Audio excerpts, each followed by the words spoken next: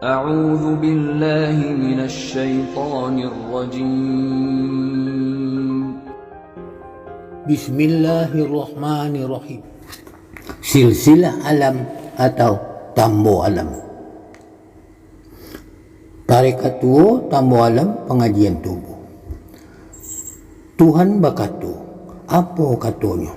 Inna rabbi ma'badi rabbi. Jika aku Tuhan, sia hamba aku. Jika aku hamba, sia Tuhan aku.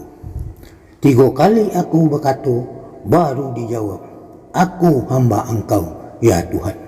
Kalau engkau hamba aku, bagaimana engkau terhadap aku? Aku sujud atau solat kepada engkau, ya Tuhan. Alhamdulillah, pujian bagi engkau. Lihat surah 5 balik ayat 98. Bismillahirrahmanirrahim. Fasabbih bihamdi rabbika wa kum minas sajidin.